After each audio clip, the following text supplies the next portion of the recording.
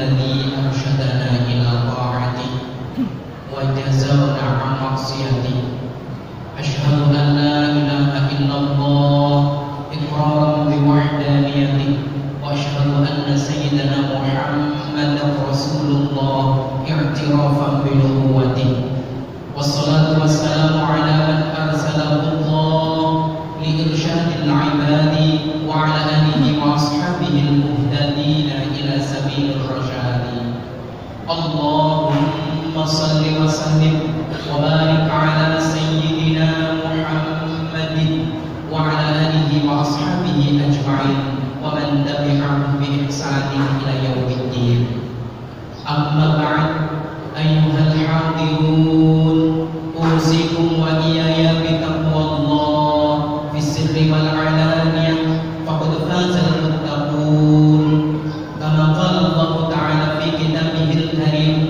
أعوذ بالله من الشيطان الرجيم يا أيها الذين آمنوا اتقوا الله وقولوا قولا سديدا يصلح لكم أعمالكم ويغفر لكم ذنوبكم ومن يطع الله ورسوله فقد فاز فوزا عظيما واعلموا أنه تعالى يقول في كتابه الكريم أعوذ بالله من الشيطان الرجيم ولا تقف ما ليس لك به علم إن السمع والبصر والفؤاد كل ذلك كان عنه مسؤولا صدق الله العظيم. Hadirin jamaah Jumat rahimani wa rahimakumullah. Bid'ah adalah kata yang sangat familiar. Bukan hanya viral, tapi viralnya viral. Bid'ah begitu sering kita dengar dan begitu sering diucapkan oleh sebagian umat Islam. Lalu bagaimana asal usul dan asal muasal kata bid'ah itu muncul? Mari kita simak bersama-sama surat Al-Ahqaf ayat 9. A'udzu billahi minasyaitonir rajim.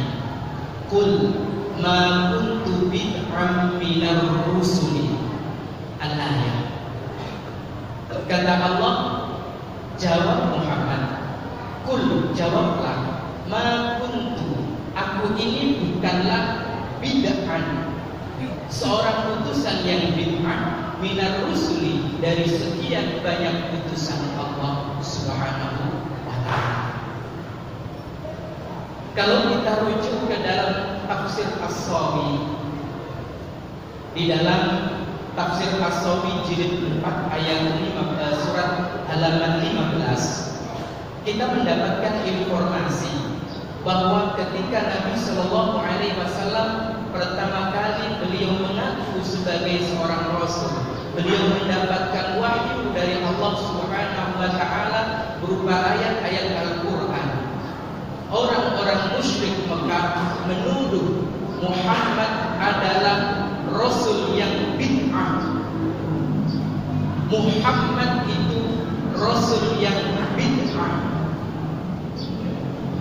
Mengapa Nabi Sallallahu Alaihi Wasallam dituduh Rasul yang bid'ah? Karena hampir semua Nabi yang diutus keturunan Ishak, lalu anaknya Yakub, seorang Rasul. Anaknya Yakub, Yusuf, juga seorang Rasul. Nabi Sulaiman, putranya Daud, juga seorang Rasul. Hampir semua Nabi itu bapaknya, kakeknya adalah seorang utusan Allah Subhanahu wa ta'ala. Sedangkan Muhammad, ayahnya Abdullah, manusia biasa, bukan Rasul. Kakeknya Abdul Muttalib juga bukan Rasul. Oleh karena kakeknya, ayahnya, dan terus ke atas bukan Rasul, maka Nabi Sallallahu Alaihi Wasallam dituduh sebagai Rasul yang bid'ah. Namun demikian, para sahabat kemudian memberikan bukti otentik bahwa Nabi Shallallahu Alaihi Wasallam bukan sekedar keturunan manusia biasa, tapi juga berjalur lurus kepada Nabi Ibrahim alaihissalam, yaitu dari putra beliau Nabi Ismail alaihissalam. Sedangkan nabi-nabi yang lain, rasul-rasul yang lain itu diutus dari jalur Nabi Ishaq alaihissalam. Dengan demikian, tuduhan bahwa Nabi Shallallahu Alaihi Wasallam adalah seorang rasul bid'ah terbantahkan. Kemudian kata bid'ah juga sedemikian nyaringnya dilancarkan sebagai serangan dari orang-orang munafik. Kapan? Ketika Nabi Shallallahu Alaihi Wasallam sudah berpulang ke rahmatullah, Nabi sudah meninggal dunia, Nabi sudah mangkat. Apa yang dikatakan oleh orang-orang munafik? Sebagaimana yang terdokumentasi di dalam kitab Subdaul Wahidin halaman 301. Wa qala al-munafiqun, orang-orang munafik berkata ketika Nabi Muhammad sallallahu alaihi wasallam telah wafat, awal bid'atin, kebid'ahan pertama ahdatsat yang muncul fil Islam, di dalam Islam adalah tarkul bukur ilal Jum'ah. Umat Islam tidak lagi datang pagi-pagi ke masjid untuk menunaikan Jumatan. Sahabat Abu Bakar As-Siddiq yang merupakan khalifah pertama pengganti Nabi dituduh sebagai pemimpin yang bid'ah. Kenapa? Karena umat Islam pasca wafatnya Nabi tidak lagi datang ke masjid pagi-pagi. Padahal ketika Nabi Shallallahu Alaihi Wasallam masih hidup, umat Islam itu matahari naik sepenggalah, kira-kira jam 9 masjid sudah separuh terisi. Kira-kira matahari sudah naik 2 penggalah, masjid sudah penuh terisi. Sehingga tidak ada para sahabat di masa Nabi yang datang ke masjid untuk sholat Jumat, datang ketika muadzin mengkumandangkan azan. Tiba-tiba ketika Nabi Shallallahu Alaihi Wasallam sudah wafat, tidak lagi penuh sebelum masuk zuhur. Dan ini kemudian menjadi peluru tajam yang ditembakkan oleh orang-orang munafik kepada sosok Abu Bakar As-Siddiq. Ente sampean ini pemimpin yang bid'ah. Yang ketiga, sahabat Umar bin Khattab radhiyallahu anhu juga tidak luput dari tuduhan bid'ah. Kapan? Ketika beliau berada di bulan Ramadan, usai sholat Isya, sebagaimana yang diriwayatkan dalam hadis Abdurrahman bin Abdul Qari. Wa qala Umar, begitu sahabat Umar masuk ke masjid, melihat umat Islam sholat tarawih, di pojok sholat sendiri, di tengah sholat sendiri, di belakang sholat sendiri. Orang karet kata sendiri sholat tarawih. Maka kemudian sahabat Umar berkata, ini menurut pendapatku, lau jamak, jika saja semuanya ini kukumpulkan, haulai semua ala qari'in wahidin, untuk mengikuti imam satu, lagana amtal, niscaya lebih indah tampaknya. Maka kemudian sahabat Umar bin Khattab di masa kepemimpinannya membuat terobosan besar. Sholat tarawih tidak lagi sendiri-sendiri di masjid, akan tetapi kemudian beliau menunjuk sahabat Ubay bin Ka'ab radhiyallahu anhu sebagai sahabat yang qari, yang hafizul Quran, untuk menjadi imam sholat tarawih berjamaah pertama.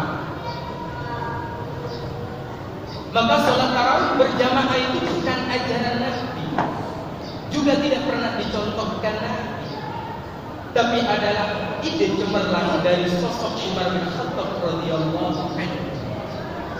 Apa komentar beliau ketika dituduh, wahai Umar, Anda ini bid'ah karena tidak dicontohkan Nabi, karena tidak diajarkan Nabi, Anda lakukan. Apa itu? Salat tarawih berjamaah dipimpin satu imam.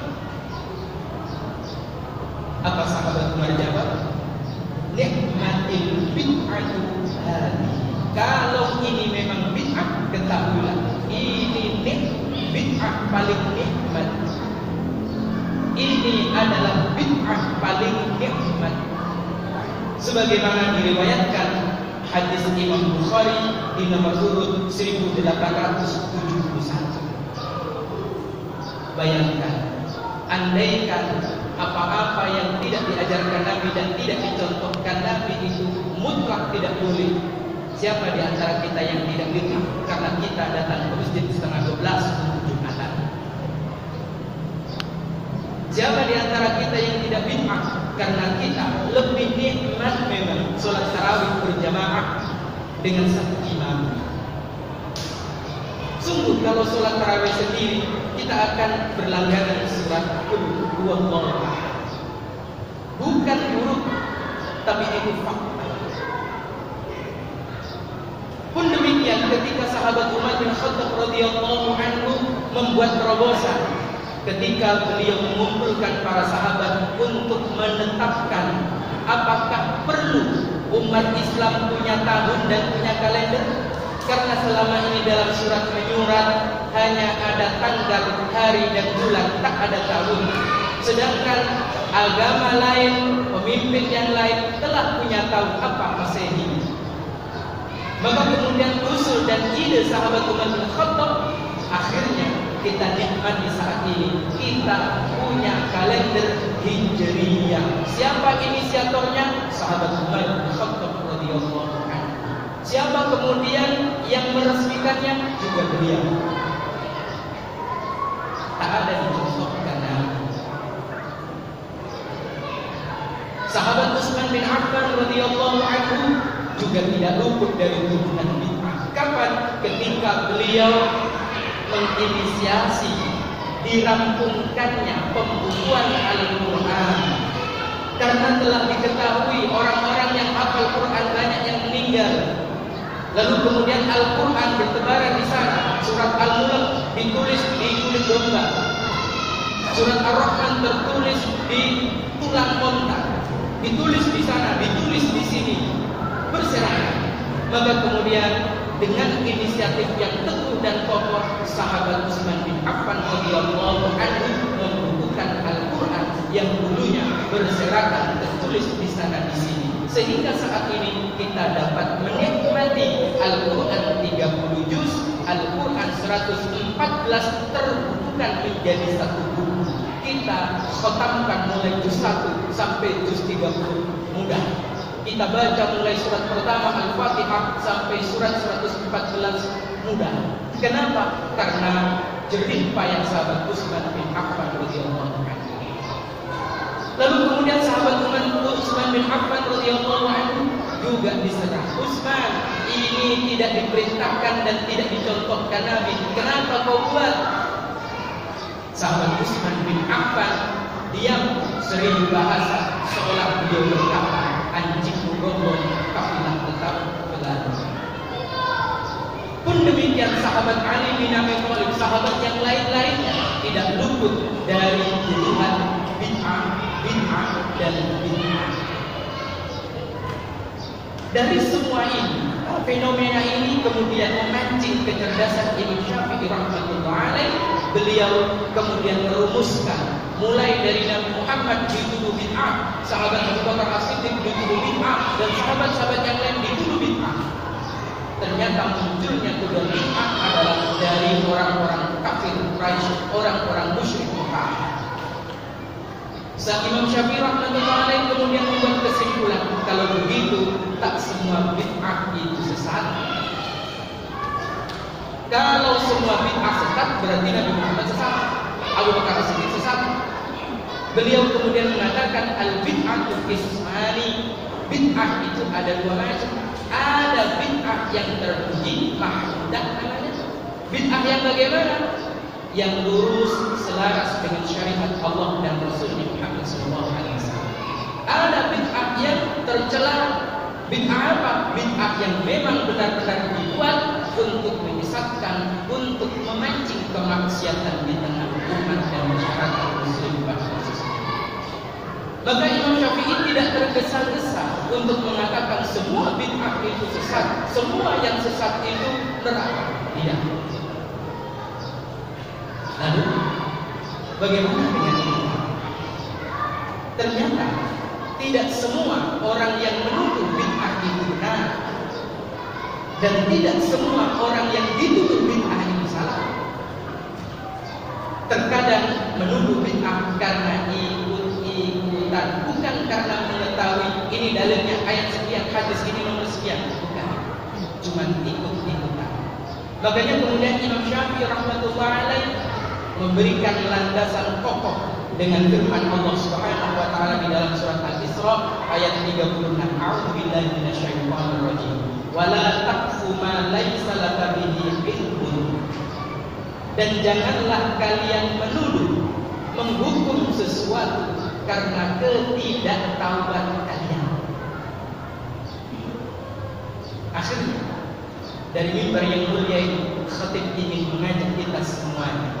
Jika tidak setuju, jangan tuduh, terus ikuti. Jika kita setuju, silakan amalkan. Yang terpenting adalah tahu bahwa itu ada dasar dan itu ada gantungan terhadap syariat Allah Subhanahu wa taala dan Nabi Muhammad sallallahu alaihi wasallam. Jangan kobar kata bid'ah karena kita menyerupai orang-orang musyrik, menyerupai orang-orang kafir. Sehingga kemudian kata itu bagusnya memang kita simpan. Yang mau monggo, yang mau silahkan. Semoga Allah memberkati kita dan memampukan kita melihat secara luas Islam yang rahmatan lil alamin. Amin amin ya rabbal alamin. Barakallahu li wa lakum fil Qur'anil azim wa nafa'ani wa iyyakum bima fihi min ayati wa dhikril hakim wa taqabbal minna minkum tilawatahu innahu sami'un basir wastaghfiruna wal ghafurur rahim.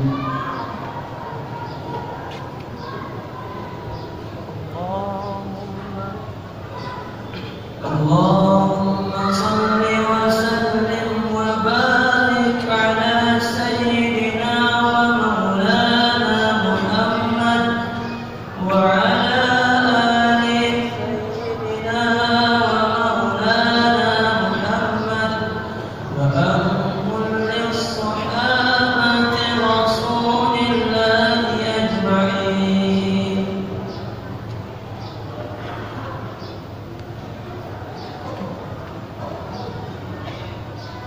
Alhamdulillahilladzi ja'alana min ahli sam'i wa ta'ah wa waffaqana bi ittiba'i sunnati wa mulazamati al-jama'ah. Asyhadu an la ilaha illallah wahdahu la syarika lah wa asyhadu anna sayyidana Muhammadan 'abduhu wa rasuluhu la nabiyya ba'dahu. Allahumma shalli wa sallim wa barik ala sayyidina wa habibina wa qudwatina Muhammad ibn Abdillah wa ala alihi wa ashabihi wa man wala wa man tabi'ana ila yaumil qiyamah. Wa ba'da أيها الحاضرون أوصيكم وإياي بتقوى الله في السر والعلانية فقد فاز المتقون كما قال الله تعالى في كتابه الكريم أعوذ بالله من الشيطان الرجيم يا أيها الذين آمنوا اتقوا الله حق تقاته ولا تموتن إلا وأنتم مسلمون واعلموا أن الله تعالى يقول في كتابه الكريم أعوذ بالله من الشيطان الرجيم إن الله وملائكته يصلون على النبي يا أيها الذين آمنوا صلوا عليه وسلموا تسليما. اللهم صل وسلم وبارك على سيدنا وحبيبنا محمد وعلى آله وأصحابه أجمعين ومن تبعهم بإحسان إلى يوم الدين.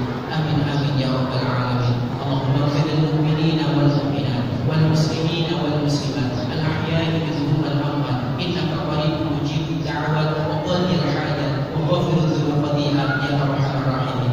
اللهم أعز الإسلام والمسلمين. اللهم أعز الإسلام والمسلمين. اللهم أعز الإسلام والمسلمين. اللهم سلمنا والمسلمين وعافنا والمسلمين. اللهم سلم إيماننا وسلم اعتقادنا وسلم ديننا يا الله برحمتك يا أرحم الراحمين. اللهم سلمنا وأولادنا وأهلنا من الآفات والعافات والبليات والمصائب والنوائب إنك على كل شيء قدير. ربنا اغفر لنا ولوالدينا وارحمهم كما ربينا صغارا. ربنا هب لنا من المؤمنين. ربنا هب لنا من المسلمين. ربنا هب لنا من المتقين. ربنا هب لنا من عبادك الصالحين الشاكرين الصابرين برحمتك يا أرحم الراحمين. ربنا هب لنا من أزواجنا وذريتنا قرة أعين واجعلنا للمتقين إماما. اللهم إنا نعوذ بك من الهم والحزن ونعوذ بك من العجز والكسل وعن الرجال اللهم عافنا في بدننا اللهم عافنا في سمعنا اللهم عافنا